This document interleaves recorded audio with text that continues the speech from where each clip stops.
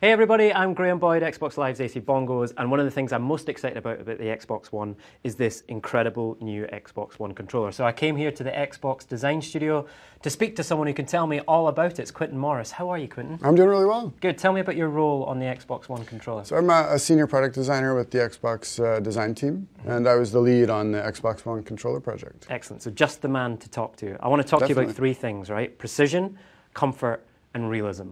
Core gamers know there's a lot of different ways you hold the controller. You know, as a first-person shooter guy, I'm really about how fast can I pull this trigger? You know, how fast can I hit this bumper to active reload?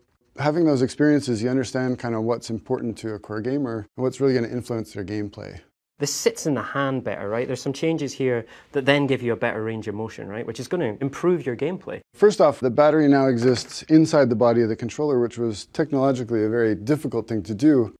You can see this U-shaped PCB is designed to really fit around that battery. And PCB stands for? Printed circuit board. Of course, I knew that. I just wanted to make sure everyone else did. Moving the battery inside really enabled thinning out this section of the body. And doing that opened up the possibility to create this really great grip surface that exists here. So that means that you can now grip it with a lot less effort and grip it into the top of your hand. That leaves this whole thumb joint totally free to access the controls. So you're going to be able to get around the controls way faster than you ever have before. So if you're playing 8-10 hour sessions of whatever game, you'll just be able to play better and focus more on what's happening in the game as opposed to how you're controlling it. Tell us about how the Xbox One controller interacts with Kinect. We've added some IR LEDs to the controller. You just press the bind button on the controller while you're sitting on your couch in view of Kinect, and the controller will just connect. So if I'm playing FIFA with my mates, we're passing the controller around between games, Kinect is automatically going to know that that controller's been passed, who's holding the controller,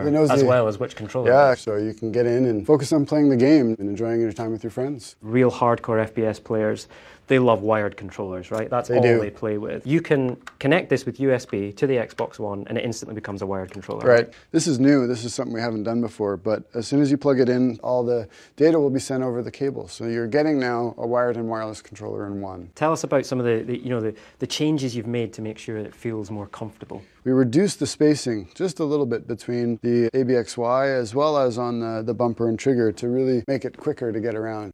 Using this controller, without changing the way you game, you'll be a faster, better gamer.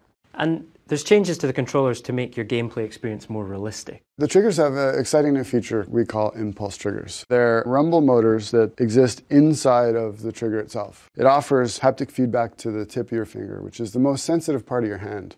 By combining these two extra motors with the current rumble motors that we had in the previous generation, we can now create richer haptic effects that have directionality to them. So you can communicate forward, back, left, right. A really subtle effect could be that when you run out of bullets, you feel the empty chamber, right? So you know immediately that you've run out of bullets, and the next thing you got to do is reload. So another big one is the magnetic trigger sensor. We've eliminated all the mechanical parts that used to be in the old controller and replaced it with a mechanical digital sensor. So it means that it's twice as sensitive as it ever was before. So in Forza, when you're trying to feather the gas, you'll have that much more control over that gas pedal. And let's talk about this D-pad as well, because it's pretty significant changes here, right? The pivot point for the D-pad itself had to be as high as possible. By moving that pivot point up, we get really nimble action. We've combined that nimble action with a new type of switch under the D-pad itself. It's got really crisp feedback, so you know immediately once you've pressed it. All right, let's talk about the thumbsticks as well, right? Something that when you're playing games, you're connected to the whole time. The thumbsticks, we made them slightly smaller in diameter. By making them smaller, your thumb's closer to the center. We've maintained the ridge that was so characteristic of the Xbox 360 controller, which is a great feature for pulling back, and added texture to the outside so that when you're pushing, you can get really good grip. So the other improvement that we made was we were able to dramatically reduce the dead zone in the stick itself. By reducing the dead zone, we've increased accuracy and precision dramatically. One of the things I've heard from gamers that I speak to is that they love the Xbox 360 controller so much, right? They're a little bit worried that this is going to be slightly different. We've been working on this for 2 years, and our main goal was to make sure that the Xbox One controller was familiar. And we talk about the 40 improvements, and most of those are fairly small things. When you pick it up, it doesn't feel like a totally different controller. It feels like a better controller.